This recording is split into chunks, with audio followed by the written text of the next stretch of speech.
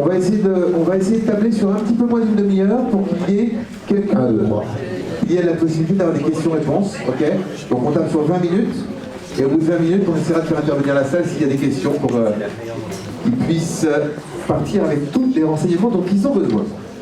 Philippe, c'est à toi. Voilà, alors le guide fédéral du dirigeant que vous avez peut-être dans les mains est la troisième mouture d'une réflexion et d'un travail que j'ai fait depuis de nombreuses années. Comme j'ai dit tout à l'heure, au départ, j'avais mis en place une certification ISO 9001-2000 gestion de centre équestre. C'est une réflexion de base. Qu'est-ce qu'un centre équestre? Comment fonctionne mon établissement? On écrit un macro-processus avec tous les petits éléments qui construisent un centre équestre. Qu'est-ce que je vends? Des leçons, une pension, une randonnée. Quels sont tous les éléments nécessaires pour réaliser cette vente? Un moniteur, un manège, un pare-bottes, des selles, un secrétariat, une tarification, etc. Et tous ces petits carrés qui sont dans ce macro-processus, on va les examiner un par un pour mieux les comprendre et améliorer chaque petite partie du système. Quelques années après, j'ai écrit 10 actions qualité pour ma structure équestre. Et ce document, je l'ai porté en région, grâce à la Fédération française d'équitation, qui m'a mis en avant auprès des comités régionaux d'équitation et des comités départementaux. C'est toujours la même ligne avec 10 chapitres importants pour bien gérer son centre équestre. Et donc j'ai fait cette formation pendant 3-4 ans, ça a bien fonctionné.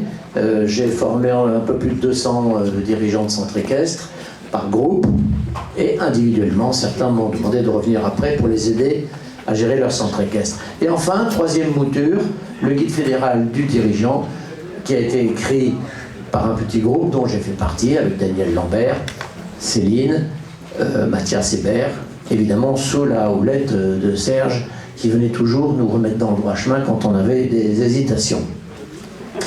Alors c'est pas très compliqué, il y a 10 chapitres.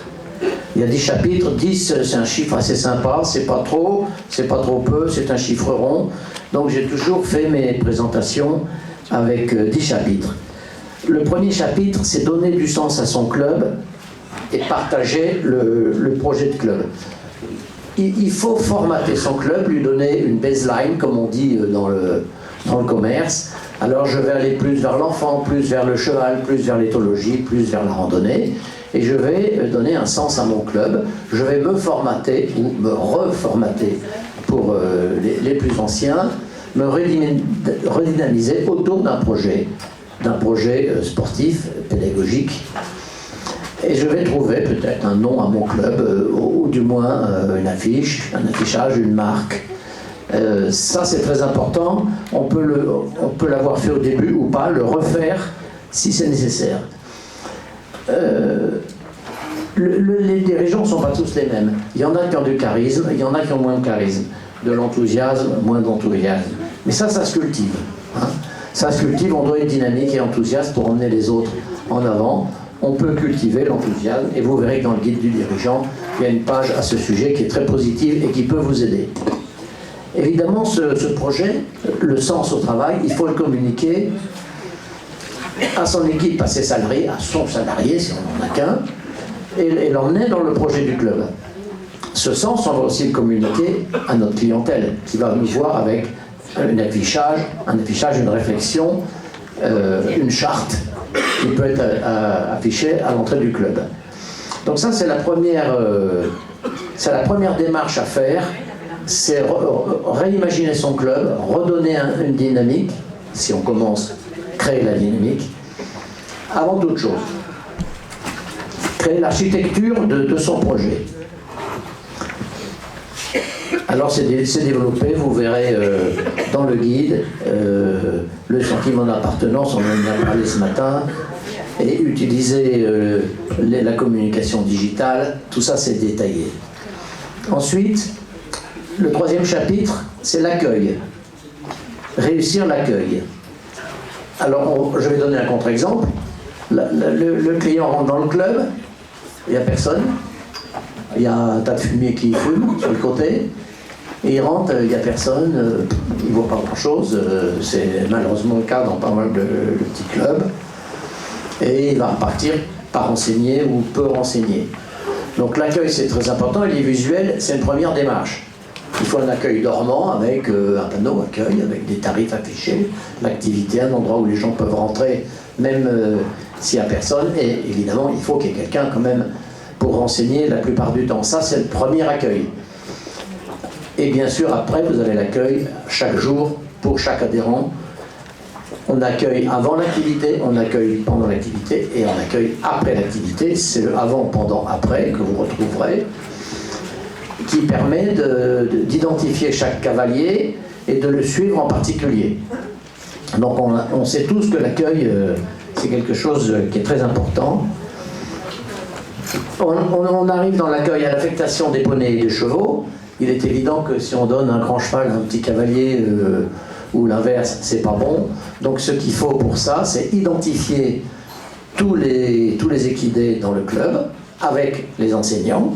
Et ça, c'est un travail très intéressant. Réunir les enseignants, faire la liste des équidés. On peut leur mettre des étoiles où les enseignants peuvent exprimer les qualités d'un bon cheval de club. Donc c'est à eux de faire ça et après d'identifier tous les équidés.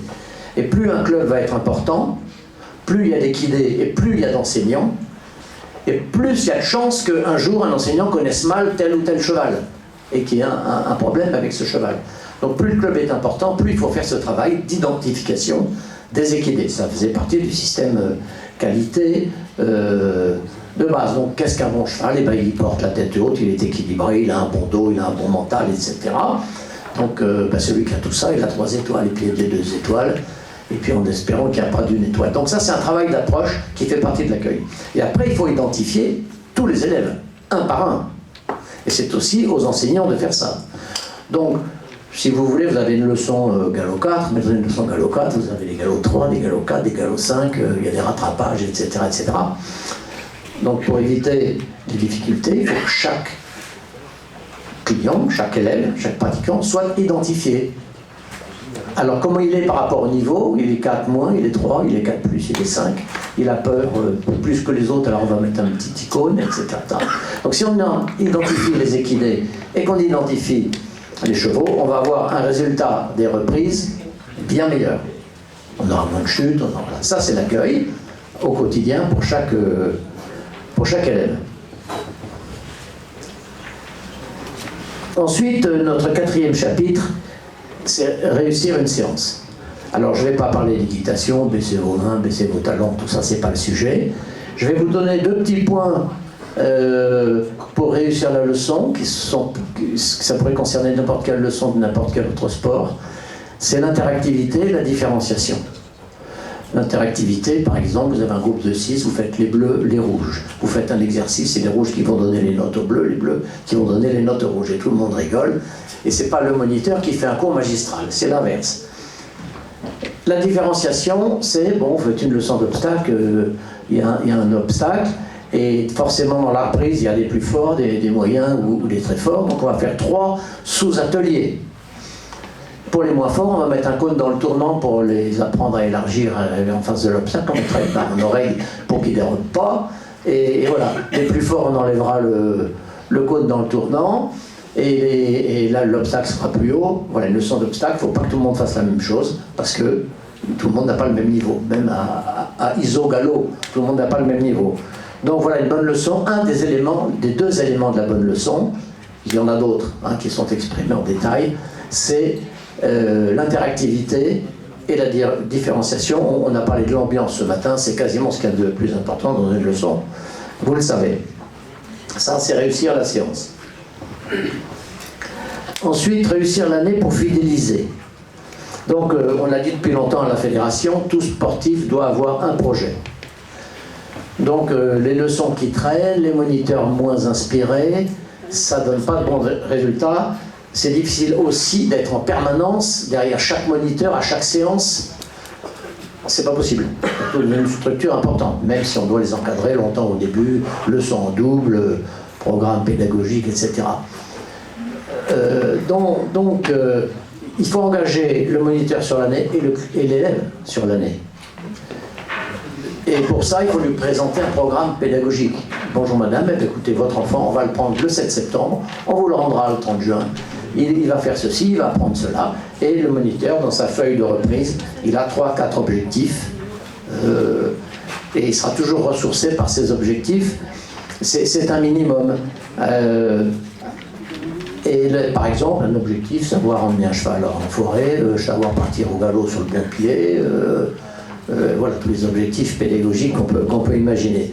Donc il faut que l'enseignant ait une idée de l'année qu'il va faire avec ses élèves et que les élèves aient la même idée. Et comme ça ira bien. Ensuite, on va arriver vite à la fidélisation du client, parce que si on lui vend une prestation qui dure 1 an, le club, il faut bien comprendre qu'il paye ses salariés à l'année, il paye EDF à l'année, il paye le loyer à l'année, les frais d'un centre équestre, c'est à l'année. Donc les clients, il faut qu'ils payent à l'année. Si on fait des cartes de 10, des cartes de trimestre, il n'y aura personne en hiver, la trésorerie du club, elle va s'affaiblir. Alors il faut lui vendre une place à l'année et j'ai mis en avant des packs, vendre des packs, c'est-à-dire qu'on va vendre par exemple une année plus une semaine de stage, c'est le pack stage. On peut vendre une année plus un stage et 4 compétitions internes. On peut vendre une année plus 2 stages et des concours à l'extérieur. On peut vendre le forfait total avec la mode Beuvron. Il y a des clubs en région parisienne où le forfait total coûte à peu près 5 000 € par an, et il y a tout du début à la fin. Mais bon, c'est pas le cas dans tous les clubs, où on peut pas faire ça partout. Donc on a un lien très serré entre le programme pédagogique annuel, la trajectoire du moniteur avec ses élèves, et le produit, l'offre du club qui va vendre un ensemble de prestations sur toute l'année. Ça évite de faire d'épicerie, de vendre un stage, de vendre un concours, de vendre une leçon, etc. Il faut tout vendre par paquet. Et c'est comme ça que le club, il va réussir. Il va réussir économiquement.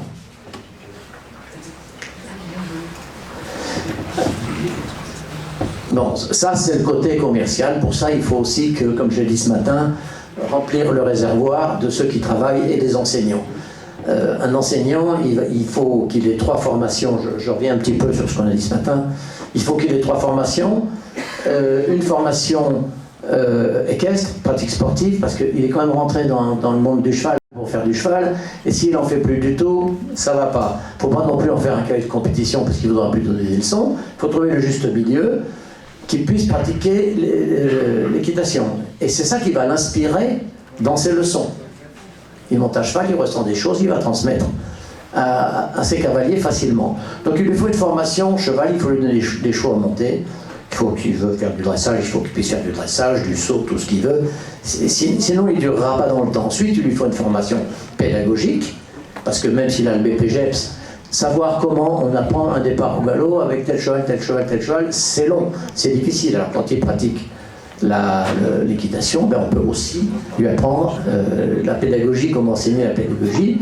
Et ce que disait ce matin la personne de l'OPCA, c'est que c'est la formation interne donnée par le dirigeant à ses salariés qui est finalement la meilleure, l'ancien compagnonnage. Si vous voulez envoyer vos salariés dans une formation à l'extérieur, ça marche difficilement, parce qu'on a besoin d'eux, on ne va pas commencer à les laisser partir à droite à gauche. S'il y a des creux ou des CDE qui arrivent à envoyer des formateurs dans les clubs, l'après-midi, ça c'est beaucoup mieux, mais après c'est pas du ressort du gestionnaire.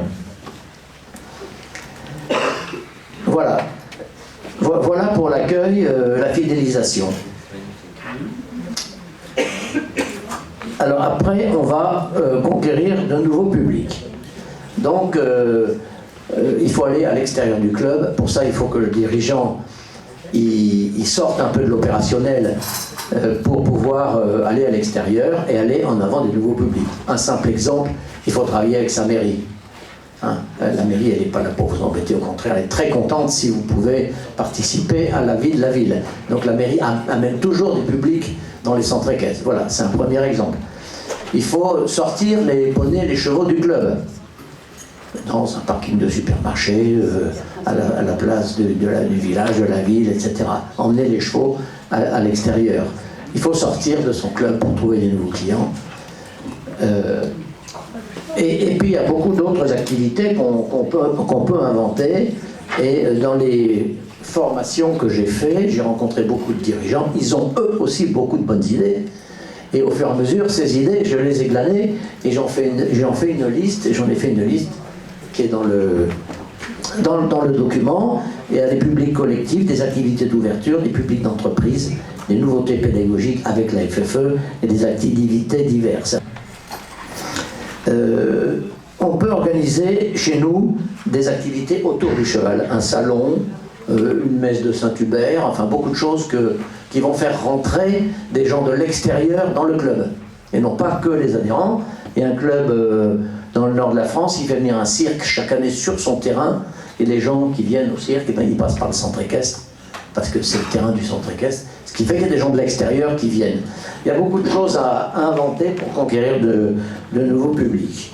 Il y en a qui ont fait des salons des antiquaires, des cavalcades.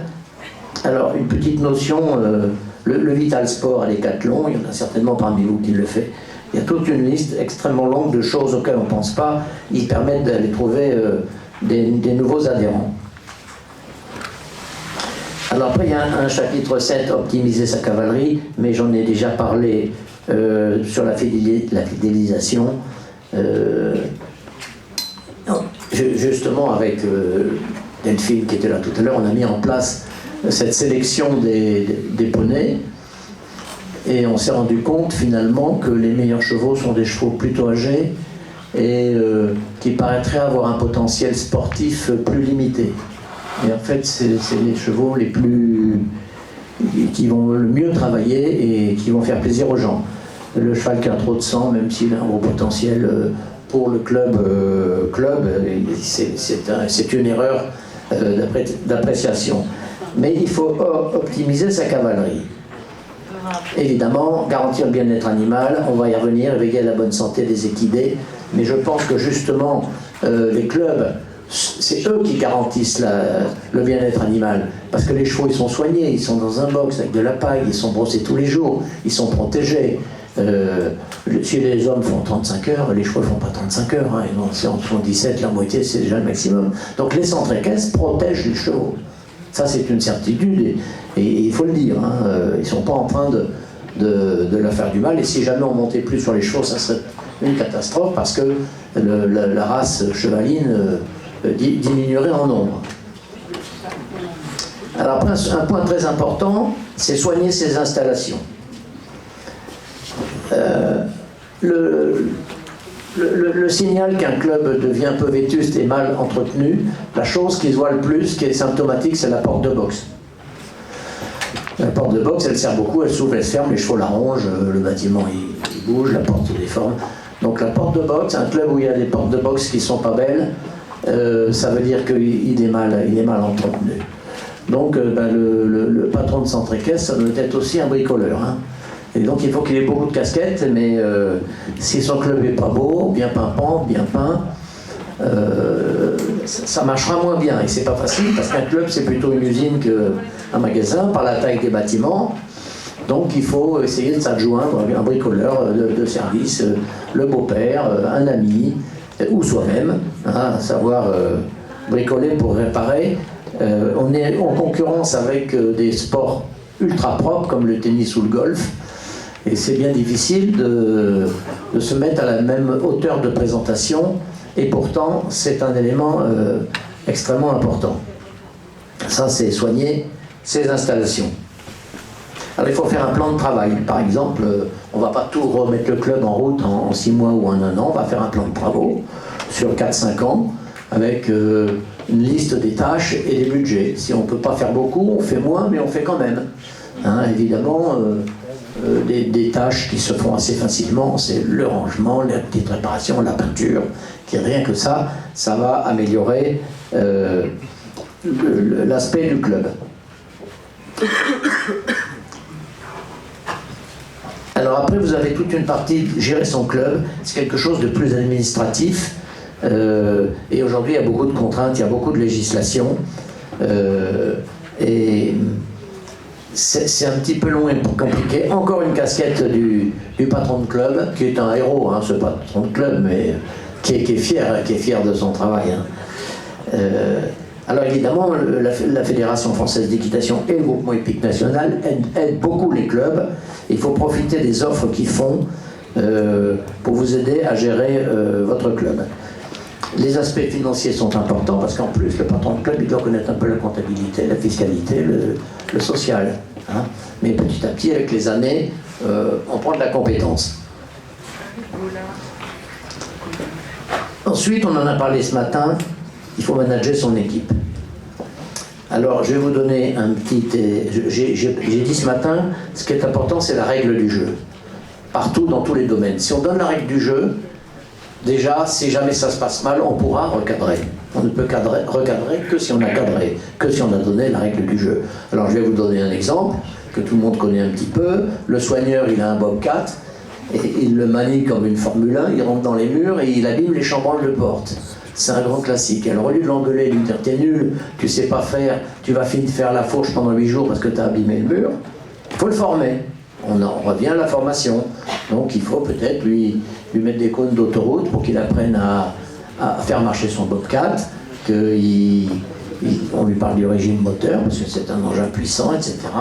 On recommence une deuxième fois, puis au début on fait avec lui la première séance. Là on a formé et on a donné la règle du jeu et le cadre.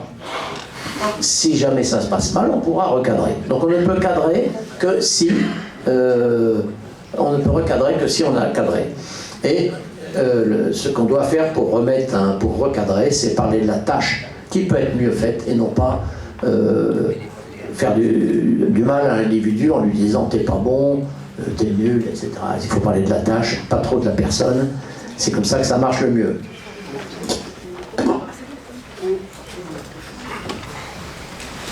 Alors, le gros sujet, c'est la formation, on en a parlé tout à l'heure. Tout acteur formé se ressource. J'ai parlé du réservoir ce matin. Pour qu'il ne se vide pas, il faut le remplir. Et vous voyez que les tâches sont multiples dans un centre équestre. Et c'est dans tous les domaines qu'il faut former le salarié, qu'il faut déléguer. Pour pouvoir, nous-mêmes, nous les dirigeants, monter un cran au-dessus et développer notre club, ça c'est la pyramide vertueuse. Hein. Former, déléguer, passer au développement. Et puis enfin, pour bien manager son équipe, on l'a dit aussi ce matin, il faut parler à chacun. Il faut rencontrer chacun des salariés et de manière formelle. En prenant un rendez-vous. C'est plus facile de parler. On a pris rendez-vous pour parler. Et comme c'est formel, il faut écrire aussi un petit peu. Et en laissant s'exprimer. Alors il y a un process particulier pour parler à un salarié. C'est le salarié d'abord, on le laisse parler, on l'écoute. Après le dirigeant, il reformule et ensuite on fait des objectifs à deux. Et si on procède comme ça 2 fois par an, ça va aller très bien. C'est un mode de management avec l'écoute et les objectifs qui fonctionnent obligatoirement bien. Si on laisse le salarié faire en l'abandonnant un petit peu, c'est comme ça que ça risque de marcher le moins bien. Donc, dans ces 10 chapitres, vous voyez, on a survolé tout le fonctionnement du centre équestre. Sur chacun des chapitres, vous avez 10 critères. Hein. Donc, il y a 10 chapitres avec 10 critères, ça fait 100. Il y a 100 mots essentiels dans ce guide, 100 notions à suivre. Donc, pour chaque chapitre, vous avez mon diagnostic, mon objectif, ma stratégie, l'essentiel, les outils que propose la FFE, l'exemple, des exemples, le focus sur un point particulier, aller plus loin pour développer sa propre entreprise et la boîte à idées.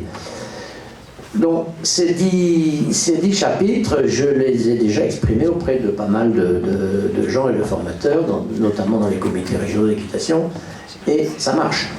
Ça marche. Je l'ai exprimé aussi chez des patrons de centres équestres qui m'ont fait venir chez eux. Ça marche. Ils ont en général réglé certains problèmes de management, d'encadrement et augmenté leur résultat financier. Hein. C'est pas tout d'augmenter le chiffre d'affaires, il faut augmenter le bénéfice. Donc voilà, chacun doit avoir ce guide. Hein. Le lire ou aller directement au chapitre qui le concerne, c'est vraiment le guide du dirigeant. Hein. il a été écrit et finalisé après pas mal de réflexions et de moutures. Donc je pense que c'est une synthèse de pas mal d'années de métier, de réflexion de plusieurs personnes. Et bien évidemment, je le conseille à tout le monde et je vous encourage à le potasser et à le mettre en application. Si vous avez des questions. Eh bien, il y a déjà une intervention. Le guide, c'est une vraie Bible.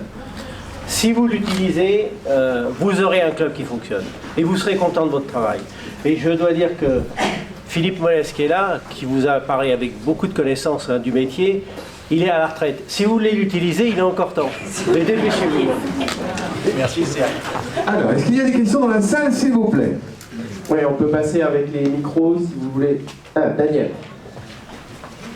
Oui, alors moi je voulais dire une chose sur le guide du dirigeant que j'ai aidé Philippe à produire. Et donc, d'une part, il a été organisé avec, au début, ce qui est valable aussi bien pour l'élève animateur et l'élève moniteur que le moniteur. Et plus on va dans les chapitres, plus on s'adresse spécifiquement aux dirigeants. Donc, mais les premiers chapitres peuvent très bien être utilisés, notamment la partie diagnostic. Quand on dit, par exemple, réussir l'accueil, on peut demander à un élève animateur de faire le diagnostic de l'accueil dans le club. C'est quelque chose qui peut, les premiers chapitres qui concernent vraiment les équipes des clubs, toute l'équipe des clubs, peuvent concerner pas seulement le dirigeant. Et par contre, après, quand il s'agit de mettre en place une stratégie de fidélisation, une stratégie de conquête de nouveaux publics, d'optimiser la cavalerie, les installations, de gérer le club et de management, là, plus ça va, plus on est dans la fonction exclusive du dirigeant. Donc il a été vraiment dans l'ordre, ça va du plus, qui concerne le plus grand nombre de gens à qui concerne exclusivement le dirigeant. Il y a ça, et puis il y a une autre chose, c'est que dans chaque chapitre, on commence par un diagnostic, et le diagnostic, bon, c'est une sorte d'audit personnel que l'on fait, et que l'on peut faire. C'est une manière de déléguer aussi, de donner ce diagnostic à faire. Et puis sinon, bon, bah, pour le reste, c'est effectivement le résumé des bons principes, des bonnes pratiques issues des expériences d'enseignants et de dirigeants confirmés, principalement Philippe Mollès et Serge Lecomte, qui a largement contribué, qui est un des contributeurs principaux de l'ouvrage. Enfin, comment est-ce qu'il est accessible à tous le guide? Je pense aux élèves BPGEP sans formation. Il est distribué par la Fédération française d'équitation à tous les clubs en un exemplaire à la rentrée scolaire. Sur la boutique de la Il est sur la boutique de la Fédé. Voilà, Il est sur la boutique de la Fédé aussi. En vente sur la boutique FFE en ligne. Donc n'importe qui, sauf erreur de ma part, peut le commander. Tous les autres aussi.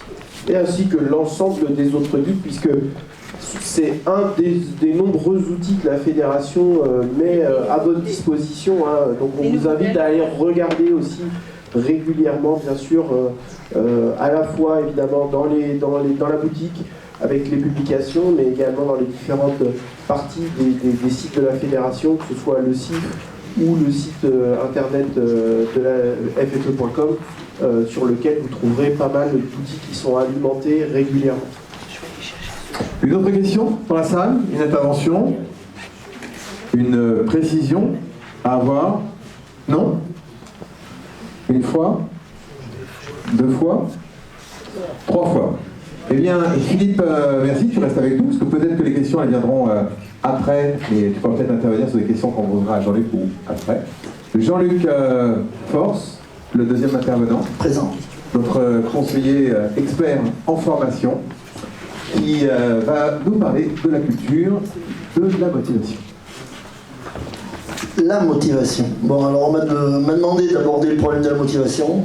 C'est l'angle d'attaque qui peut être un sujet complexe. Si je vous pose cette question-là et de me faire une dissertation sur la motivation, ça peut être assez compliqué aborder. Alors on vous a fait un schéma qu'Olivier a pas mal fait évoluer en lui donnant une certaine dynamique. Je vais me servir de ce support-là, mais on va y aller doucement. On prend l'image de l'iceberg avec une partie immergée, une partie émergée. On va voir ça au fur et à mesure. Cette notion de motivation est fondamentale, hein, parce que ce que disait ce matin Olivier, c'est qu'elle va permettre de développer l'action, l'envie de faire, l'étincelle qui à un moment donné crée la dynamique. Donc elle va avoir un rôle fondamental. Et c'est vrai qu'on peut, à travers ce thème-là, aborder tout un tas de concepts, tout un tas de domaines. On va s'ingénier à peut-être surfer un peu sur cette notion-là qui est celle de la motivation. Ouais, alors justement, Jean-Luc, toi qui as formé, rencontré, on va dire, beaucoup d'enseignants, voire de générations d'enseignants. Oui, ça commence à... Oui. Et qu'est-ce qui, d'après toi, définit ou caractérise plutôt un enseignant qui est épanoui et heureux dans son métier? Alors, à partir de la base, déjà. La volonté. Oui, alors je pense que c'est un métier, je le disais ce matin, qui a doit avoir une véritable image dans la filière, qui n'est pas forcément le cas. Et qui situe l'enseignant à la croisée des pistes, c'est-à-dire que c'est lui qui a la responsabilité de créer le contact, la relation entre les chevaux et les humains. Et je pense que ça, c'est lui à qui on lui a délégué cette responsabilité-là. Et je pense que c'est très important. Alors, qu'est-ce qui fait qu'on peut être bien dans ce métier-là? C'est que on reçoit une certaine reconnaissance. On en a parlé, ça a émergé beaucoup, et ce terme-là, même vous l'avez vu au tableau tout à l'heure, sur les écrans, il était en gros. Je pense que cette notion de reconnaissance, c'est un retour qu'on va recevoir d'un ensemble d'acteurs qui va développer une image de soi. C'est pour ça que autour de cet iceberg-là, j'ai mis en exergue cette notion d'image de soi, c'est-à-dire le sentiment qu'on réalise quelque chose de positif, de cohérent, qui correspond, alors on l'a abordé, à nos valeurs, au sens qu'on veut donner à notre vie, l'impression qu'on réalise quelque chose qui correspond à ce pourquoi on est fait, ce pourquoi on milite, ce qu'on vise comme objectif. Et donc la possibilité de recevoir de tout notre environnement, de tout notre entourage, des retours positifs. Et cette notion de feedback est très importante. Parce qu'en fait, on va en permanence essayer de recueillir ce qu'on appelle la connaissance du résultat de nos actions, et ça fait partie de notre habileté d'enseignement. C'est-à-dire qu'un enseignant qui enseigne va en permanence, dans son observation, essayer de recueillir des informations qui lui permettent de connaître le résultat de ses propres actions d'enseignement. Il va chercher à les capter. Alors moi là je vous regarde et je vois que certains acquiescent, donc ça valide dans ma tête déjà les propos sur lesquels j'avance. Si par contre je vous vois en train de faire la gueule, de regarder vos téléphones, de vous détourner, je vais me dire ce que je suis en train d'aborder comme thématique, comme sujet, ça ne les intéresse pas. Et ça va m'inciter à modifier éventuellement mes propos. Donc ce feedback est fondamental. Et il faut qu'on s'organise, nous enseignants, pour pouvoir aller en permanence le rechercher. C'est ça. Et inversement, il faut qu'on soit capable de dynamiser notre entourage pour qu'il puisse nous les renvoyer. Alors, vous voyez bien, on parle des dirigeants et de l'importance, et ça c'est ressorti dans ce que vous avez dit ce matin, de l'importance à certains moments de remercier, de valoriser, de valider. C'est-à-dire que les enseignants, les salariés, votre personnel pour les dirigeants, ont besoin de connaître le résultat de leurs actions. Ils ont besoin de savoir si c'est cohérent, si ça correspond, si ça peut être valorisé. Comme nous, enseignants, sur la carrière, on a besoin de recueillir, à certains moments, le résultat de nos actions à travers ce que nous envoient les élèves. Alors, oui, c'est un métier dans lequel on peut s'éclater. On peut s'éclater si on reçoit. C'est-à-dire que, pourquoi on va dans ce métier-là? Et si on se demande quelles sont les qualités principales qui nous amènent à un moment donné à vouloir transmettre, parce que c'est bien ça la réalité. Et quand j'étais à l'ENE et qu'on faisait des sélections, on avait un concept quand on abordait justement ce thème de la motivation, c'est on essayait à travers les moments de discussion qu'on avait et donc les entretiens qu'on menait avec les futurs candidats à l'entrée en formation, on essayait de repérer leur niveau, leur capacité à être altruiste, à avoir envie de donner aux autres. Parce que peut-être que la première qualité d'un enseignant, c'est l'altruisme, c'est sa volonté de s'orienter vers les autres et de donner aux autres. Et s'il est dans cette disposition-là, il faut qu'à un moment donné, il reçoive des retours qui le nourrissent. Parce qu'on ne peut pas être altruiste toute sa vie, c'est l'histoire du réservoir qui se vide, si vous n'avez pas la possibilité de le remplir. Donc il va falloir pouvoir recevoir de notre auditoire, de notre entourage, de tous les gens avec lesquels on vit, à des moments des retours. Donc il y a cette relation entre vous avec votre deux types de motivation. Alors j'ai le droit de l'aborder? Ah ben complètement, justement c'est la question que j'allais te poser. Voilà, bien fait. Tu peux nous détailler un petit peu fait le scénario. Cette distinction entre la partie extrinsèque et la partie intrinsèque? Il y a deux types de motivation. Il y a celle qu'on a en nous, la plus profonde, celle qui est la vraie énergie, celle qui est le carburant, c'est l'intrinsèque. Vous l'avez en vous. Qu'est-ce qui fait que vous ayez envie de faire ça, de faire la diagonale du fou, de courir le 100 mètres en arrivant en vomissant sur la ligne d'arrivée? Qu'est-ce qui peut faire que vous ayez envie tous les jours de donner aux autres? C'est ce que vous avez dans les tripes, c'est en vous, c'est ce qu'on appelle la motivation intrinsèque. Il y a un deuxième type de motivation, c'est l'extrinsèque, c'est celle que vous recevez de l'extérieur. C'est-à-dire le salaire, les récompenses, les retours, tout ce qui vient de votre entourage, de l'extérieur, de l'environnement. Les deux types de motivation vont fonctionner ensemble. Si vous n'avez pas un intrinsèque fort, c'est toute la partie émergée de l'iceberg, vous allez avoir un extrinsèque qui va être fragile. C'est-à-dire qu'il faut arriver à développer au maximum cette motivation intrinsèque, mais pour pouvoir la développer, il faut la nourrir. Et on la nourrit aussi par l'extérieur. C'est-à-dire qu'on la nourrit par tout ce qu'on va recevoir. Alors, il y a des transferts de motivation. Et il faut qu'on s'en méfie. Vous les dirigeants, il faut se dire, par exemple, la notion de salaire, elle peut poser problème. Exemple, je prends un cas concret, une petite anecdote que je n'ai pas vécue, mais qu'on pourrait avoir vécue. C'est des gamins qui tous les jours partent à l'école en passant devant le portail d'un vieux bonhomme qui dans une petite maison, et quand ils arrivent sur le chemin et qu'ils arrivent près du portail, ils secouent le portail comme des furieux, ça les éclate. Et ils attendent qu'une chose, c'est que le papy sorte et qu'il leur court après en gueulant et en tapant avec sa canne, et furieux. Et tous les jours, en partant à l'école, ils font ce même rituel et ils s'éclatent de voir le papy qui essaie de courir après eux et qui n'en peut plus, et qui craque et qui n'en peut plus. Et puis un jour, le papy, au moment où les gamins sortent et secouent le portail, là, au moment où lui sort, il leur dit « Ne bougez pas, ne bougez pas, ne bougez pas !» Les gamins sont là, interloqués. Il dit « Ne bougez pas, les enfants.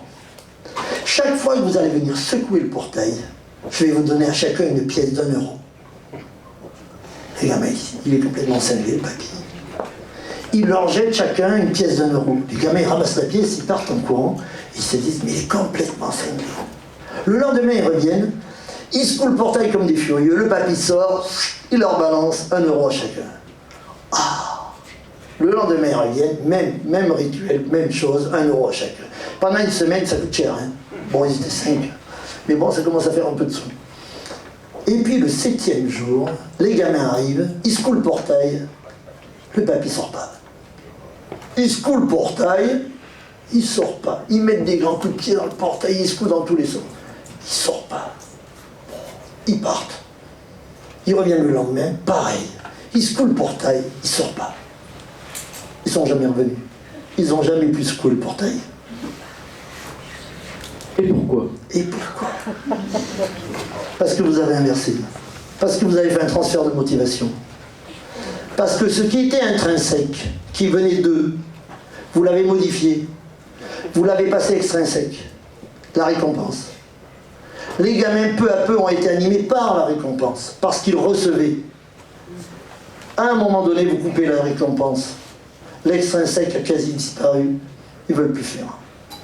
Vous savez, de les payer, les gens. Alors, c'est pas qu'il ne faut pas les payer, mais c'est... Ça, c'est quand même la révélation. Ça, c'était... Alors, en général, c'est toujours la réaction.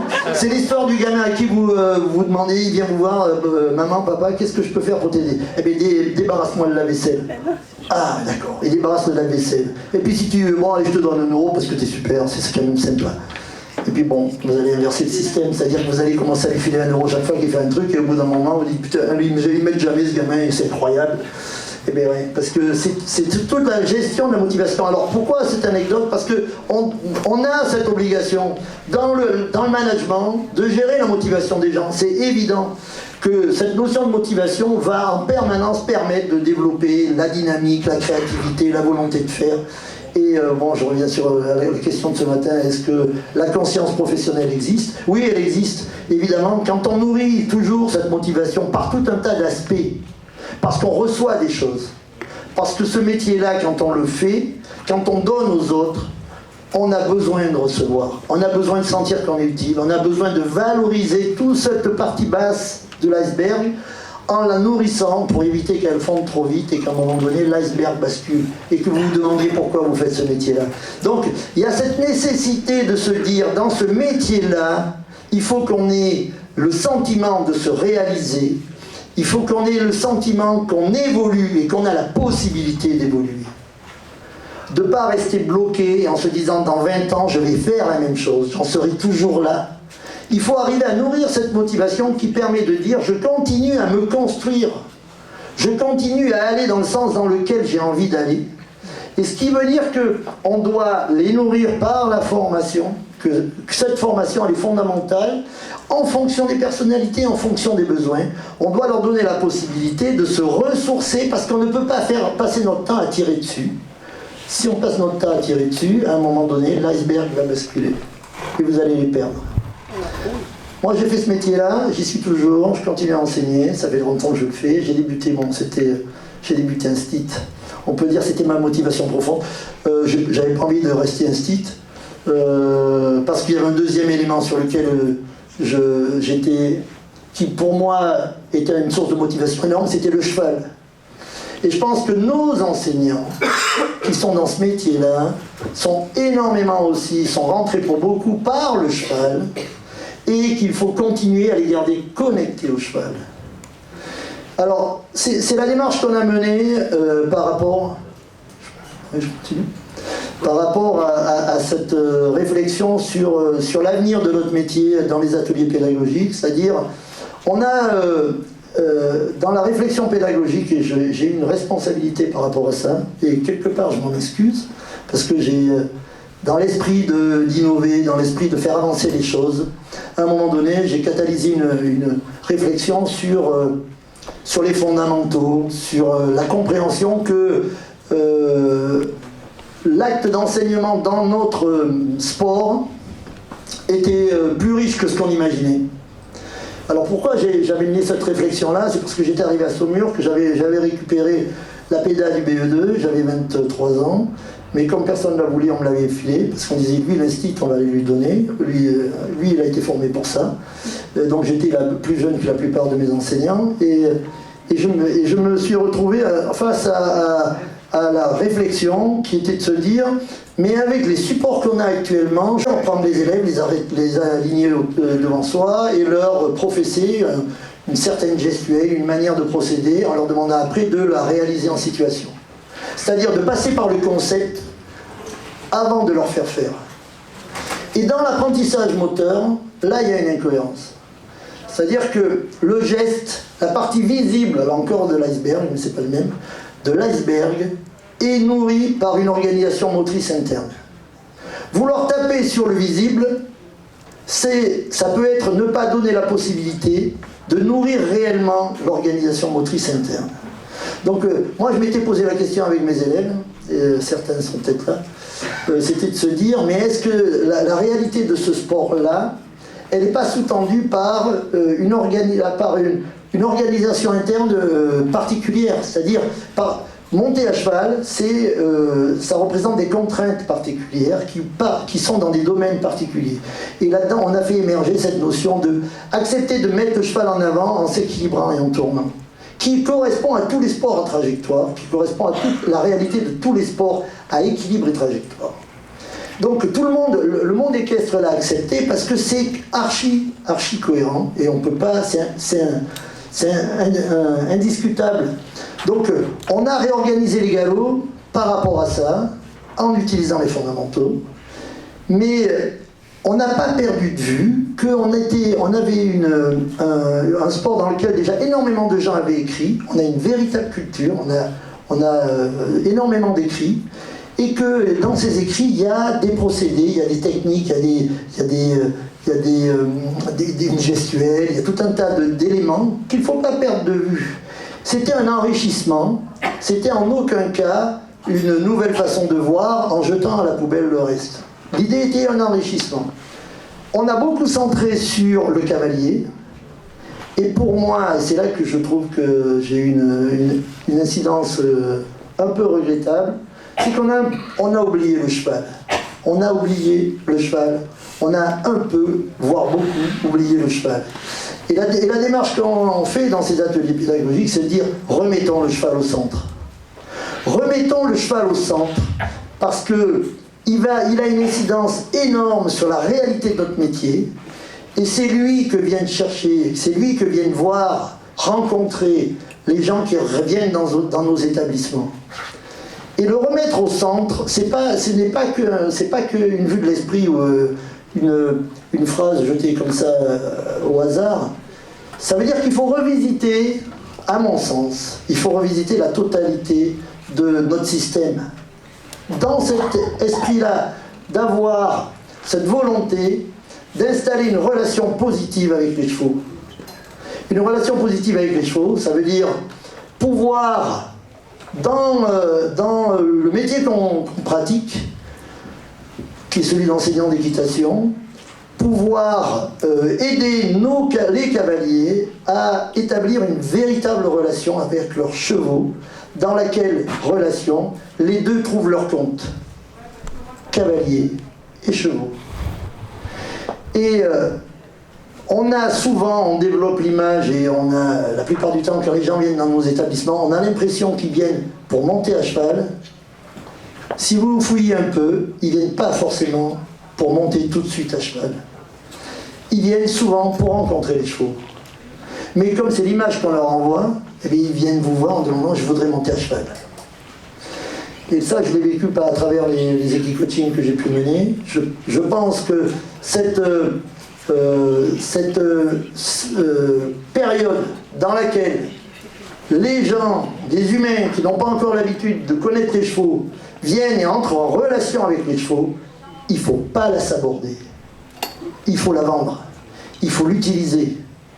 Et il faut surfer là-dessus en permanence. C'est-à-dire quand je monte à cheval, je continue à maintenir une relation positive avec mon cheval. Je suis dans l'idée que lui aussi, il trouve son compte. Et c'est ce que je disais ce matin, c'est pas se dire « ouais, mais alors attends, c'est hyper compliqué ton truc, c'est l'enfer.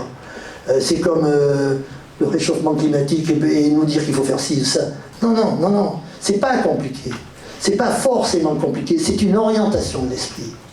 C'est l'idée de se dire, à chaque fois, je suis vigilant sur le fait que quand il rentre dans l'écurie, il ne rentre pas déjà avec tout l'attirail, ouvre la porte du box, saute sur éventuellement agrippe le cheval, lui met de l'école, le sort dehors et commence déjà à lui faire un pansage énergique, alors que lui, il a, et que ça fait déjà un moment qu'il attend tout seul, tranquille dans son box, qu'un cheval, on rentre en communication, ça se respecte, on fait attention à ce qu'on fait, on est à l'écoute des informations qu'il nous envoie, de ses réactions, et on s'aperçoit en fait que cet animal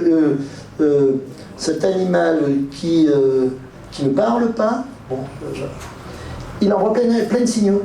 Et que souvent on n'est pas habitué à recevoir ces signaux-là. Souvent on ne les écoute pas, souvent on ne prend pas le temps. Alors, moi je le ressens dans les équipes coaching. Quand on fait des équipes coaching, je disais souvent, je dis, on a un groupe de 15 personnes, il y en a 2 qui nous disent, je suis déjà monté à cheval, il y en a un qui dit j'ai galop 7, moi je fais de la compète, nanana. On leur fait vivre tout un tas de situations de sensibilisation en relation avec les chevaux, et on s'aperçoit souvent que ceux qui ont de l'expérience ne sont pas les meilleurs. Et ça, c'est scotchant. C'est-à-dire, je les mets en situation de tourner un cheval à la longe. Un gars qui, il y a 45 minutes, avait jamais approché un cheval, il va faire tourner le cheval à la longe, souvent pas plus mal, voire mieux, que quelqu'un qui a 10 ans, 15 ans de pratique régulière d'équitation. Et là, moi ça m'a interpellé, je me dis mais comment c'est possible? Et en fait on s'aperçoit que, très souvent, on aborde très peu ces notions-là dans les clubs, très peu. On a tendance à les mettre très vite à cheval. Alors moi je ne suis pas du tout dans l'idée de dire ce qu'on fait est mal. Non, juste se dire est-ce qu'on ne peut pas avoir un éclairage enrichissant? Et donc se dire est-ce que le fait de pas passer assez de temps à leur permettre de vivre la relation avec le cheval, c'est pas à la fois économiquement idiot parce que ça ne coûte pas grand chose, ça fatigue moins la cavalerie et c'est super riche, et que c'est préjudiciable pour l'avenir. Ça peut être préjudiciable pour l'avenir. Alors je prends un autre exemple. Moi j'ai un gars qui s'appelait Juan Carlos Garcia, et il était dans les 20 meilleurs, alors je cite son nom mais il ne m'en voudra pas, parce qu'il a su. Il était dans les 20 meilleurs cavaliers saut d'obstacle à un moment donné sur la computer list. Il a voulu faire des concours complets, il en a fait. Il l'a fait avec un mec magique. Mais à badminton, par exemple, il a fallu que je lui tienne son cheval juste au moment où il rentrait à la visite veto. Il ne savait pas marcher à côté de son cheval. Il n'arrivait pas à le faire trotter en main. Dans la relation à pied, il me disait prends-moi-le, parce que moi je n'y arrive pas. Dans la relation à pied, il était hyper mal à l'aise. Parce qu'en fait, il n'avait jamais vécu. Et on est très nombreux là-dedans. Moi, pareil. Hein. Et demandez à tous les gens qui ont l'habitude d'un certain âge, on est très nombreux à ne pas avoir appris véritablement à manipuler les chevaux à pied. On nous a beaucoup mis sur le dos, on nous a beaucoup incité à monter sur leur dos. On a fait beaucoup de séances dans lesquelles on est rentré dans des exigences assez importantes au niveau équestre, mais on n'a pas forcément appris à communiquer, vivre avec eux. Alors moi je pense que ça c'est important. Je pense que quand on disait tout à l'heure soyons conscients des compétences. Dans notre équipe, il y a des compétences différentes. Il y en a qui ne seront pas très bons à cheval. C'est pas pour autant qu'ils ne seront pas compétents dans d'autres domaines. Ils peuvent l'être dans des domaines dans lesquels certains autres sont moins compétents. Et que vous avez des athlètes qui sont super bons à cheval, mais qui dans le travail à pied le sont moins bons.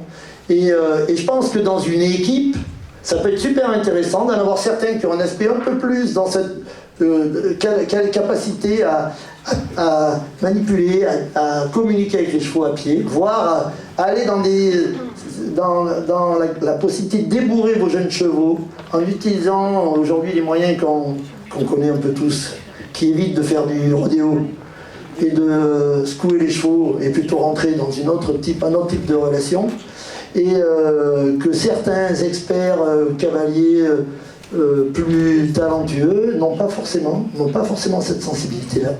Et donc je pense qu'il doit y avoir moyen de surfer sur les différentes compétences. Merci beaucoup Jean-Luc. Une dernière petite question, parce qu'on a parmi nous, je le sais, un certain nombre de formateurs, mais aussi certainement de personnes qui assurent le tutorat d'élèves moniteurs. Ok, la motivation, les feedbacks, intrinsèques, extrinsèques, tout un tas de domaines sur lesquels on peut agir. Comment concrètement, quand on est en situation de formateur, est-ce que tu peux nous donner 2-3 exemples un petit peu concrets de ce qu'on peut mettre en place dans ces rôles-là pour initier cette démarche, qu'on l'a bien vu, une démarche assez globale. Il ne s'agit pas de faire demi-tour et partir complètement dans l'autre sens, mais Voilà, plutôt s'obliger à regarder les choses sous cet angle-là pour mieux intégrer cette dimension, notamment la dimension cheval.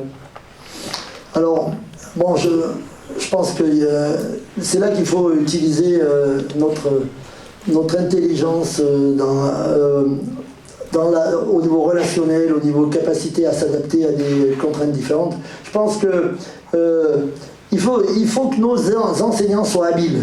Il faut développer leur habileté. Il ne faut pas, à mon sens, les stéréotyper et les bloquer dans des systèmes rigides dans lesquels ils ne trouvent pas leur place.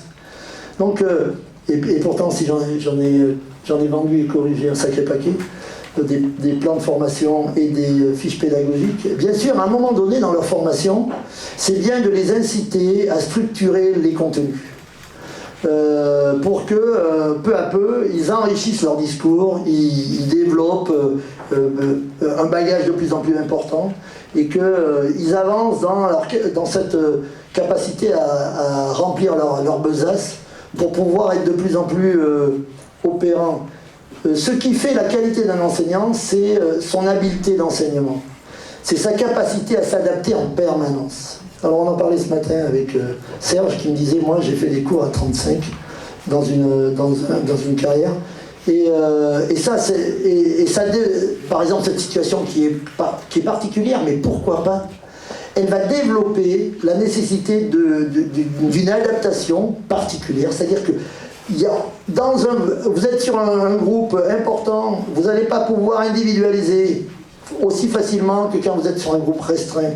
Par contre, il faut toujours regarder le côté positif, vous allez pouvoir développer une ambiance, éventuellement une intercommunication entre les différents acteurs, différents élèves. Ça peut avoir des intérêts, et nous, au niveau apprentissage, arriver à manipuler un groupe important, c'est pas du tout la même chose que rester sur un cours particulier, par exemple. C'est-à-dire que je pense que cette nécessité de vivacité, d'intelligence, d'adaptation, elle est fondamentale pour qu'un enseignant, en permanence, arrive à rester sur ses pieds. Donc, au début, on a besoin de jeunes enseignants qui soient à l'aise dans un contexte de gestion du groupe, gestion de la relation, gestion de l'animation. On a besoin de développer cette capacité à transmettre, communiquer, recevoir, s'adapter, modifier, changer. L'habileté d'enseignement, c'est j'imagine quelque chose, je le mets en place, donc je décide, je le mets en place, et par rapport à ce que je mets en place, j'observe et je récupère les infos qui me disent hop là, je module, je change, je rectifie.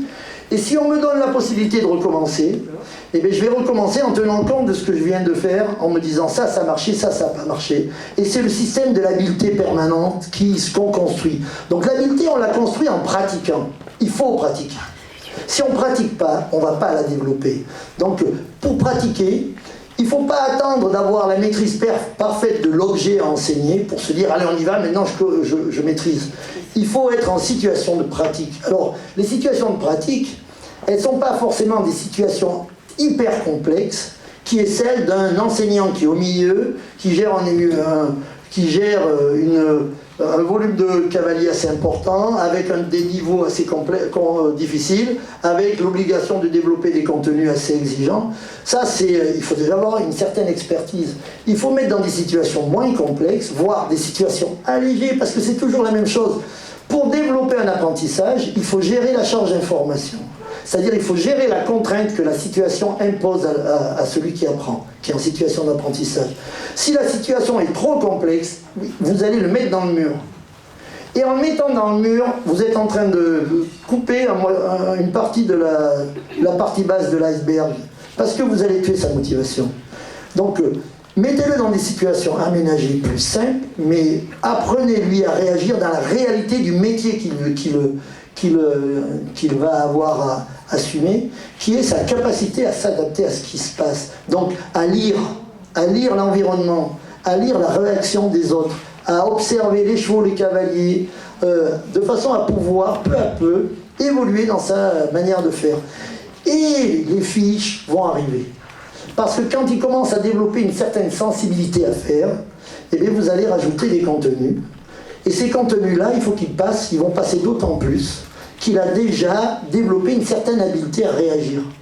Donc, moi je dirais, si j'ai un conseil à donner, je dirais, ne soyez pas bloqués dans votre manière d'éduquer de former vos enseignants. Faites évoluer votre dispositif au fur et à mesure de l'évolution de leur habileté, de façon à ce qu'ils deviennent de plus en plus opérants, mais évitons le refus. Vous voyez ? Quand on fait des cours d'obstacles avec des cavaliers, évitez le refus. Pourquoi éviter le refus ? Parce que c'est l'échec.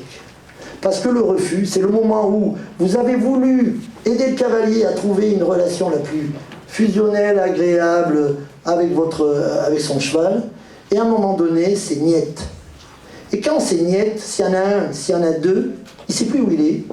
Le cheval ne sait plus où il est, lui il ne sait plus où il est, et là vous allez vous dégringoler de votre escabeau, et vous revenez en bas en ayant un cheval qui se pose des questions, un cavalier qui se pose des questions et qui ne comprend plus. Alors, évitons, alors de temps en temps ça arrive, mais évitons. Comment on évite ? En gérant la charge d'information. Allez-y mollo. Quand on est dans une situation qu'on considère in fine comme complexe, descendez-la au niveau de la contrainte, pour qu'elle soit assimilable progressivement. Bon, vous le savez, c'est votre métier. Mais ça veut dire que, à des moments, moi j'en vois qui font des cours en mettant, par exemple, tout de suite le cheval sur le niveau auquel ils veulent que l'enchaînement se réalise, si on parle d'un enchaînement, en disant je vais faire sauter 90, allez on fait 2-3 sauts sur un petit truc, je mets 90. J'en mets un, une fois que le 1 est passé, je mets le 1 et le 2. Une fois que le 1 et le 2 est passé, je mets le... Moi je dis, je pense que l'analyse n'est pas bonne. Pourquoi l'analyse n'est pas bonne ? Parce que le problème, c'est pas sauter un obstacle à 90, c'est d'être capable de gérer le déplacement d'un cheval sur un enchaînement dans lequel il y a une certaine complexité, avec des tracés, avec peut-être des contrats, avec un certain nombre d'événements, et que si vous ne l'avez pas validé avant, parce que c'est ça la grosse complexité, c'est pas de sauter 90, c'est pas de le sauter une fois, c'est d'abord de résoudre le problème de l'enchaînement, et après vous allez monter. Donc on doit accepter de se dire l'enchaînement je le mets tout petit, parce que je veux que mon couple le visite et comprenne comment peu à peu ils vont réguler leur mouvement, et quand ça commence à être validé, vous allez pouvoir mettre 90. Mais je vous fais un pari, si vous faites comme ça, vous n'aurez pas de refus, en tout cas très, très peu. Si vous faites à l'inverse, vous avez des chances d'avoir des refus, parce que vous n'avez pas pris le problème pour le bon bout. Donc, dans la manière de faire, dans la réflexion, je pense que c'est cette capacité à développer une certaine vivacité, habileté, réflexion, interaction, qui permet de se dire où est le point dur. Repérons le point dur. Qu'est-ce qui constitue la complexité de ce nouveau système que je suis en train de leur demander de faire ? Le niveau dispositif, le nouvel exercice. Qu'est-ce qui en fait la complexité ? Cherchez le point dur. Quand vous avez trouvé le point dur, dites-vous maintenant comment je vais le résoudre. Et comment je les amène à résoudre le point dur. Alors, il y avait juste un truc que je n'ai pas dit au niveau du feedback. C'est dans le feedback, moi ce que j'intègre, c'est le feedback des chevaux. C'est-à-dire que nous, enseignants, il faut qu'on observe nos chevaux. Il faut qu'en permanence, et vous le savez, ils vont nous donner plein d'informations. Ils vont nous renvoyer plein de retours qu'il faut arriver à capter. C'est-à-dire comment il le vit, comment il appréhende le système dans lequel je le mets avec son cavalier.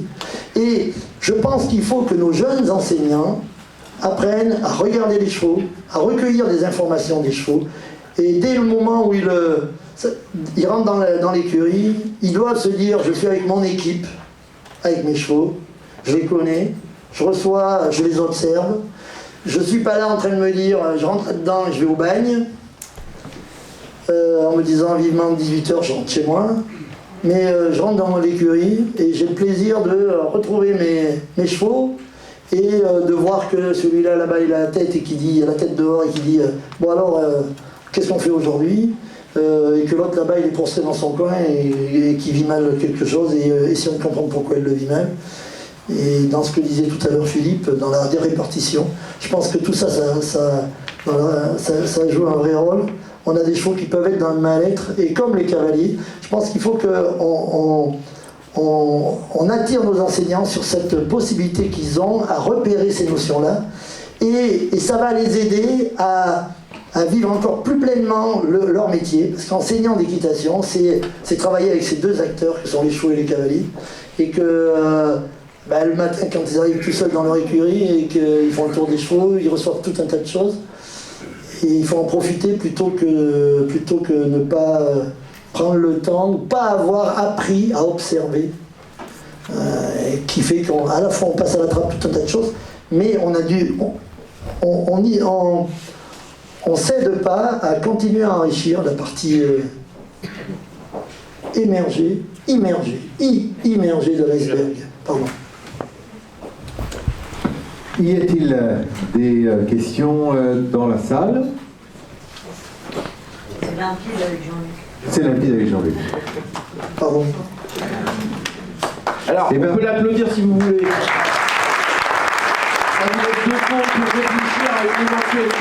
Ce que j'ai entendu, c'est très intéressant, mais il y a des solutions aux problèmes que vous avez évoqués.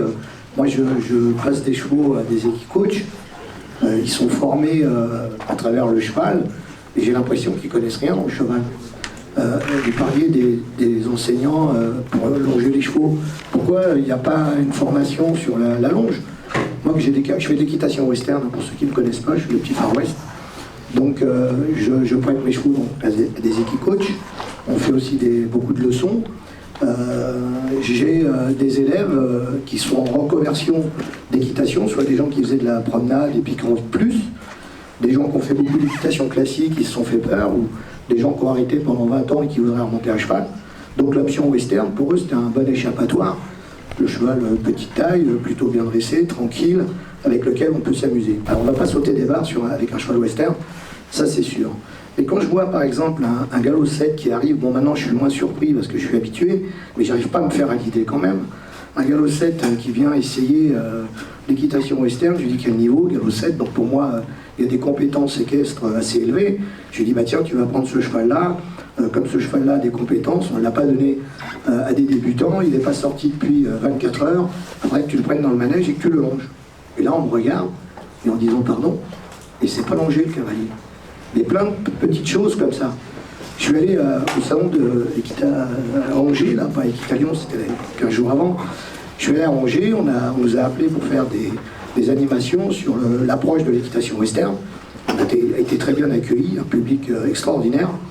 Et à un moment, j'avais 2 cavalières du club, donc, que j'avais amenées avec les chevaux école pour montrer un petit peu aux pratiquants qui viendraient démarrer ce qu'on leur propose.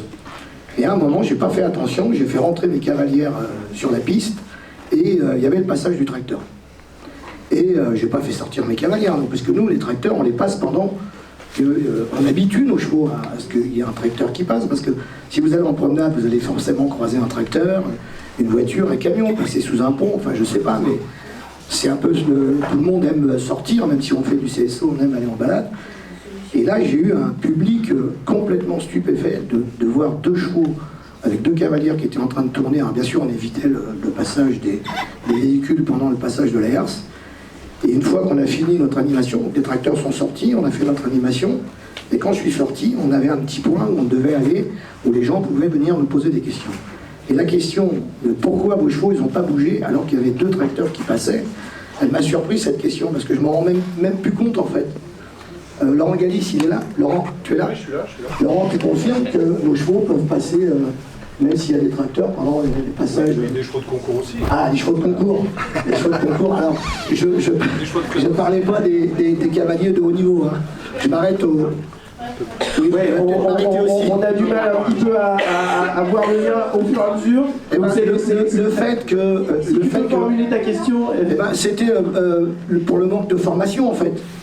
Quand il disait les gens, ils n'observent pas assez les chevaux. Jean-Luc va compléter, mais je ne suis pas certain que ce soit justement le problème de la formation. Je crois que le sujet, pour en avoir pas mal parlé avec lui en préparant ce truc, mais aussi depuis un petit moment qu'on travaille ensemble maintenant, je crois que le sujet, c'est justement quand il raconte que quand il a des gens qui font de l'équicoaching et qui ne sont pas cavaliers, qui ne sont pas équitants, et qui, parce qu'on ne leur a pas donné une technique à appliquer de manière très procédurale, etc., ils sont obligés de prendre la formation là où elle est, c'est-à-dire sur le cheval. Et du coup, ils n'ont que l'interaction. Donc ça les oblige dans la relation avec le cheval à être beaucoup plus pur et beaucoup plus vrai. Et que des fois, quand on dit, bah voilà, pour longer, alors on met la chambrière comme ça, on met la longe, on plie la longe en 8, voilà, on met pas de gants, etc. On se met tout un tas de charges informationnelles qui font qu'à un moment donné, on n'a plus de disponibilité du cerveau pour finir par regarder l'essentiel, c'est-à-dire tourner le cheval au bout de la longe. Et le message, je crois, mais je te laisserai compléter, Jean-Luc, c'est ça, c'est-à-dire qu'à un moment donné, et notamment sur le sujet, y compris quand on forme des enseignants, c'est bien qu'ils arrivent avec une fiche PEDA en tête, la nana, etc. Mais si à un moment donné, la fiche PEDA, elle se déconnecte de la réalité, je pense qu'on l'a tous vu, notamment ceux d'entre nous qui font des examens régulièrement, on a un gamin qui déroule une fiche PEDA, et en même temps, alors que dans la vraie vie professionnelle, ça n'existe pas. Je veux dire, on fait sa séance, qui déroule sa fiche PEDA, et on a des élèves en face, et on a l'impression qu'ils ne voient pas le même film. Parce que lui, il arrive avec, je vais faire 1, 2, 3, 4, et on perd cette interaction. Mais oui, mais ils l'ont dans la tête. Je ne suis pas du tout dans l'idée de dire qu'il ne faut pas faire de fiche PEDA, au contraire, il faut en faire. Mais à quel moment on fait? C'est un excellent outil, par ailleurs. C'est un super outil d'évaluation pour vous, formateurs, parce qu'à un moment donné, vous pouvez recueillir le fruit de la réflexion de vos élèves. Donc, il faut leur apprendre à rédiger, et en plus, on est quand même souvent avec une population d'enseignants qui n'ont pas l'habitude de rédiger.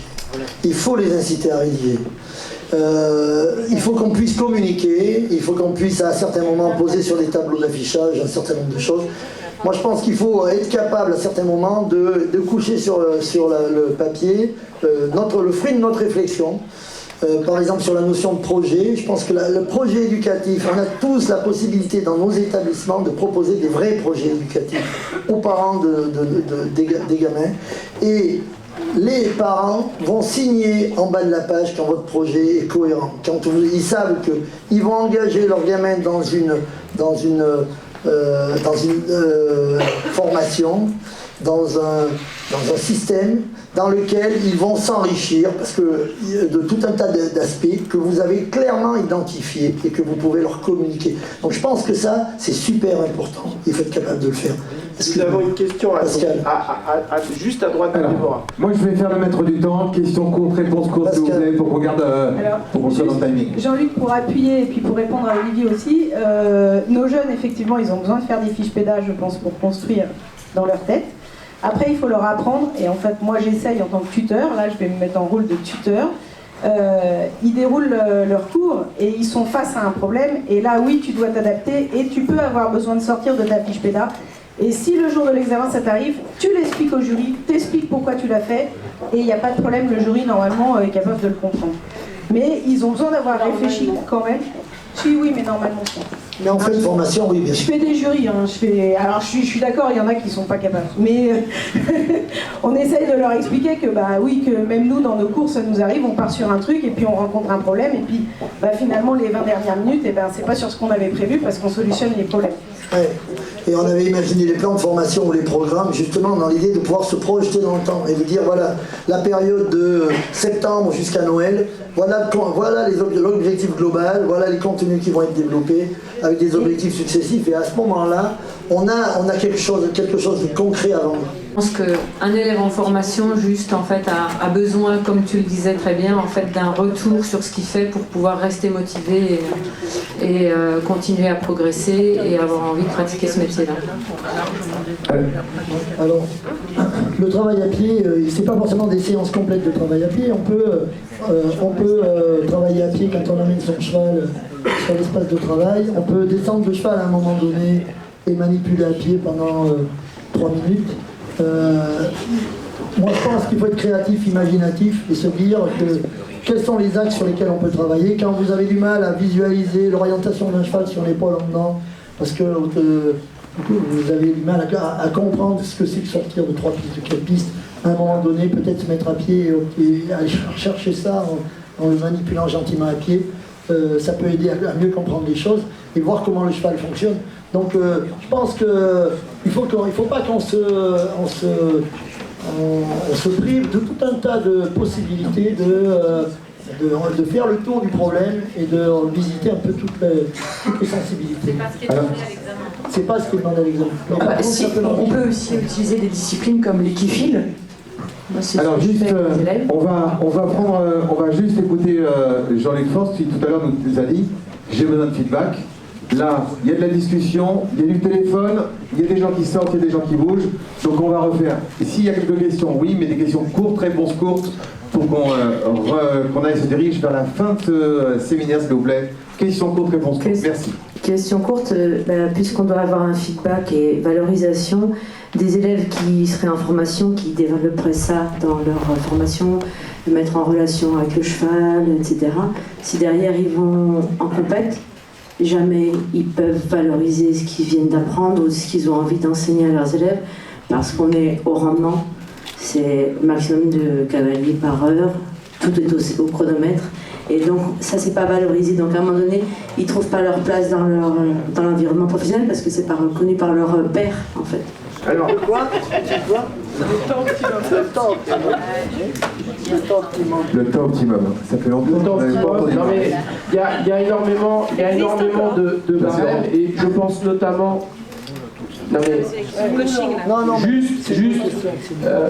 que le système ne soit pas entre guillemets peut-être parfait certainement, juste peut-être quelque chose, c'est-à-dire que notamment je parle pour ce qui concerne la division club qui est vraiment la division de formation par excellence, vous dirigeants et ou vous enseignants, c'est une division qui a été vraiment pensée et conçue pour être à votre main, c'est-à-dire qu'il y a tout un tas de barèmes qui existent, donc ça ne veut pas dire que tout le monde s'en empare correctement, mais je vous invite, y compris localement, peut-être dans un premier temps, vous avez la chance aujourd'hui là d'avoir un certain nombre de gens de vos organes déconcentrés, même avec 2-3 clubs à côté de chez vous, dites-vous, bah nous voilà, peut-être on a envie de faire un petit circuit qualitatif, est-ce qu'on ne se fait pas une épreuve comme ci, comme ça, etc., avec des projets qui correspondent à ce que vous avez envie de faire. En fait, les outils sont là, ils existent. Il y a des gens qui ont développé effectivement une spécialisation dans l'organisation de concours, qui ont peut-être une logique de faire un peu du volume, bien sûr, c'est vrai, on ne va pas se dire le contraire, c'est aussi quelque chose qui sert aussi beaucoup la compétition dans une certaine mesure. Mais chacun peut aussi agir avec tout ce qu'il a à sa dispo. Moi, je me permets de prendre position. Je pense que toute cette réflexion, elle doit nous aider à faire évoluer le dispositif. Je pense que la compétition fait partie des moyens qu'on utilise et qu'on peut utiliser de façon différenciée. La compétition peut être une possibilité d'évaluation réelle, de mise en situation. C'est une mise en situation globale dans laquelle le cavalier, à un moment donné, va pouvoir évaluer son niveau d'expertise, la relation qu'il a avec son cheval et sa capacité à réaliser un certain nombre de contraintes. Elles doivent être adaptées à son niveau. Je pense qu'il y a des compétitions qui sont des compétitions de petit niveau, qui sont des compétitions dans lesquelles vous amenez, vous enseignants, vos élèves, ils doivent valoriser, ces compétitions-là doivent valoriser votre travail, et elles doivent être en cohérence avec les progressions que vous leur faites suivre. Donc moi je pense qu'il y a la nécessité à certains moments de réfléchir à des modèles qu'on met en place et qui peuvent être à certains moments un peu incohérents par rapport à ce qu'on vend dans notre établissement. Alors oui, il y a ce petit sport du chrono. Enfin, moi je le dis parce que j'ai un gamin qui fait du poney P3, P2 et à qui je demande de faire des parcours bien construits, bien dessinés et dans lesquels il gère bien la vitesse de sa ponette et qui se fait souffler éventuellement des places sur le podium par des gamins qui bousculent et qui... Alors, je pense que moi, je le garde dans cet esprit-là, mais quand je discute avec les enseignants, ils me disent « Oui, mais tu vois bien, nous, quand on essaie de faire quelque chose de bien construit, bien cohérent, nos gamins, ils reçoivent pas le flot ou la plaque, et les parents nous disent « Ouais, mais c'est bien joli, c'est gentil votre truc, mais on n'est jamais au prix. » Moi, je pense que ça... et c'est l'idée de continuer à faire évoluer le dispositif et de raisonner là-dessus. Est-ce qu'il n'y a pas des compétitions qui sont des compétitions dans lesquelles on valide l'évolution progressive des cavaliers dans notre dispositif en étant cohérent, voilà, alors il y a l'idée de cette approche hunter qui est fantastique, en étant cohérent par rapport à cet esprit dans lequel on est, qui est de se dire,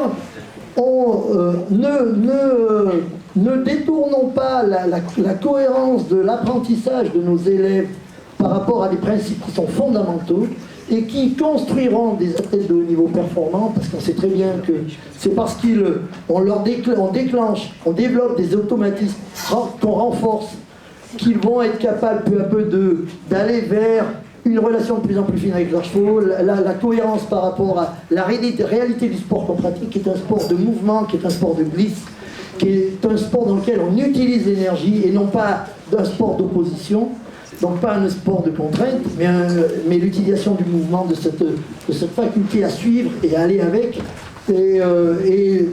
Et donc, ce qui veut dire qu'il faut que les apprentissages amènent vers ça, et non pas vers l'inverse. Donc je pense que c'est l'intérêt de pouvoir de temps en temps rediscuter de l'utilisation de ces supports-là, que sont la compétition par exemple. Merci beaucoup Jean-Luc. Je crois qu'on peut l'applaudir à nouveau. Merci à tous pour vos... Merci Jean-Luc.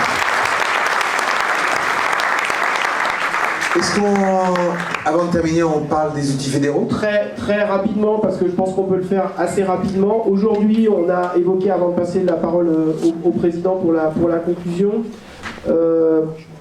aujourd'hui, on a évoqué plein de choses, des choses plutôt sur le volet finalement managérial ce matin. Là, on a basculé cet après-midi, notamment avec l'intervention de Jean-Luc, plutôt sur le volet un petit peu formation. On peut lancer, alors vous pouvez, s'il vous plaît, ressortir vos téléphones et on va prendre, il nous reste, on va prendre 3-4 minutes. Et on va juste vous demander, parce que vous savez que c'est très important pour la fédération d'essayer de répondre. Tu peux passer à la diapo. On retourne sur... Voilà, sur WooClap. La question qu'on vous pose, c'est si vous nous faites vos suggestions, on va la laisser encore ouverte un petit moment après si vous voulez. Quels outils ou dispositifs on peut prévoir pour ces différentes catégories d'acteurs que sont les stagiaires, les apprentis, les formateurs d'autre part. Je dis bien outils ou dispositifs, enfin en gros dites-nous ce dont vous avez besoin, que derrière on puisse organiser les productions fédérales en fonction de ça, pour mieux accompagner, former les jeunes, et leur encadrement, forcément, avec aussi qu'est-ce qu'on peut faire pour les formateurs, etc. Et de façon à vraiment bien favoriser leur intégration au sein des entreprises, de vos entreprises. Quand le président aura terminé, on a activé toujours sur la même appli un petit questionnaire de satisfaction à l'issue de ce séminaire. Donc si vous pouvez prendre le temps d'y répondre avant de partir, ça serait vraiment super sympa parce que votre avis est super important pour nous, ça nous aide à progresser. On est bien dans le feedback, hein, donc voilà, dites-nous vraiment comment on peut encore s'améliorer. Voilà, on laisse le truc comme ça, d'ailleurs ça donnera des éléments, vous pouvez continuer de répondre. Non mais elle est plus, parce qu'il y a bien des sujets que j'ai envie de reprendre. Ce matin, on a parlé, en réalité, à travers les relations entre salariés et employeurs, on a parlé du travail. Mais il y a des choses assez simples pour le travail. Est-ce que le travail, vous venez au travail pour que ça vous apporte à vous, ou est-ce que vous voulez apporter au travail? Les choses sont aussi simples que ça. Si vous donnez au travail, si vous vous intéressez à votre travail, aussi, chacun, salarié ou employeur, de la même façon, le travail va vous le rendre. Hein, on ne récolte pas sans avoir semé. Donc la première démarche, c'est aussi notre capacité à donner nos efforts, à donner notre envie de faire. Et alors ça, c'est un travail à transmettre. L'employeur peut y aider, mais il n'est pas le seul à pouvoir y aider. Hein. C'est aussi toute une éducation, tout un environnement. Et je veux dire que pour l'aborder, c'est pas simple. On est d'abord des éducateurs, et avant d'être des employeurs, comme on l'expliquait ce matin, de prestations de services, on est d'abord des éducateurs. Jean-Luc le rapportait tout à l'heure, on est d'abord des enseignants. Donc notre première ambition, c'est de transmettre du savoir, c'est de transmettre des connaissances. Et à travers ça, et bien sûr, le mot que j'utilise jamais, moi, qui est pas un de mes mots, mais qui est un vrai, qui est un vrai baromètre, c'est le feedback. C'est-à-dire que quand vous transmettez une connaissance, hein, où il y a une petite lumière qui s'allume en face de vous, où la lumière, elle n'existe pas. Donc après, c'est bien d'utiliser toutes ses forces pour essayer de faire allumer la lumière. Mais à un moment donné, on est deux dans l'histoire. Hein. C'est-à-dire qu'il faut aussi s'intéresser et il faut aussi avoir la responsabilité, et les uns et les autres, d'avoir envie de faire. Et cette envie de faire, elle conditionne tout le reste. Moi, je prends souvent l'image, hein, j'ai une cinquantaine de salariés, de moniteurs, etc.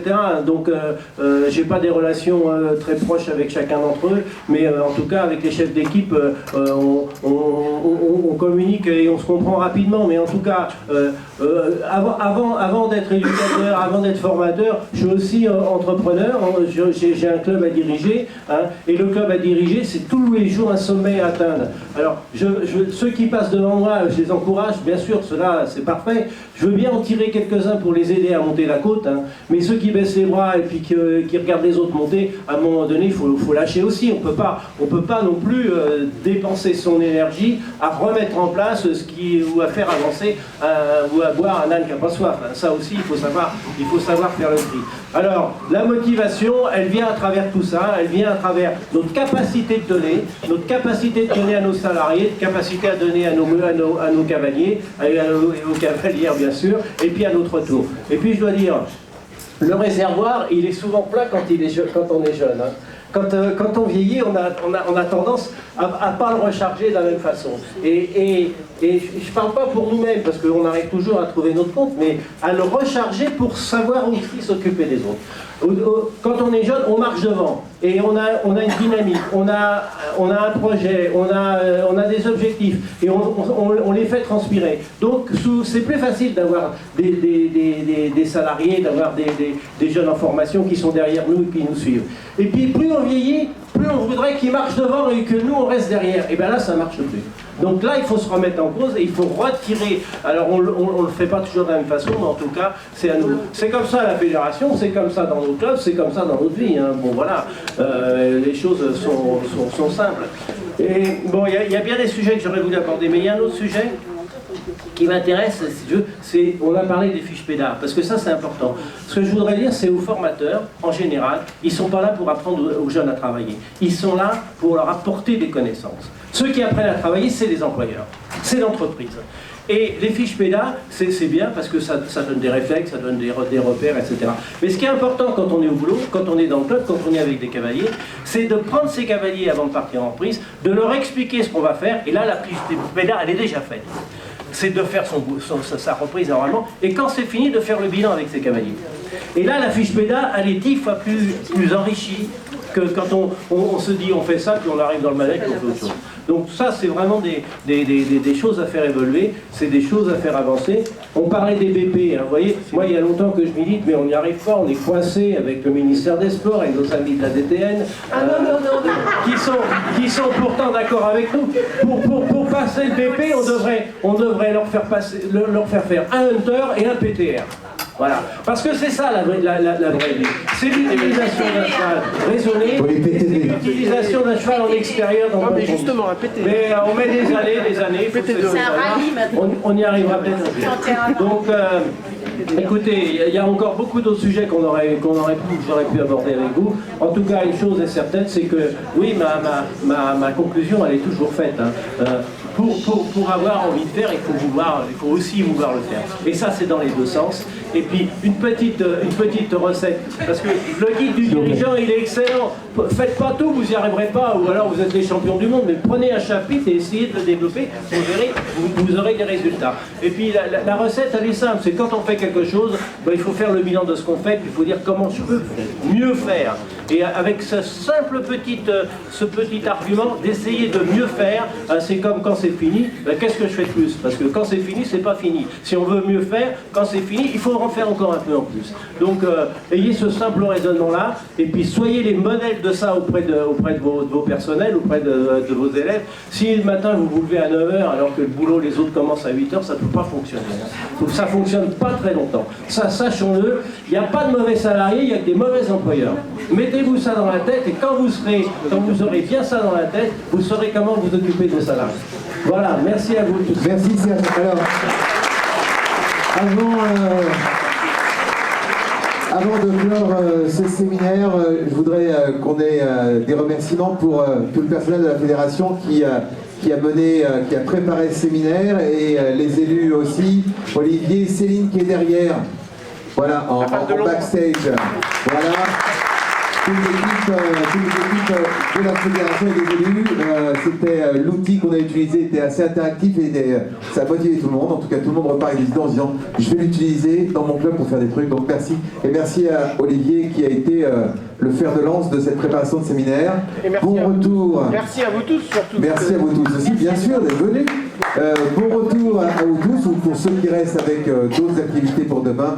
Eh bien, j'espère que ce séminaire vous a apporté des choses, que vous repartez avec des idées. Les questions, vous pouvez de nouveau les poser par mail. La fédération est à votre disposition. Merci à vous tous et à très bientôt.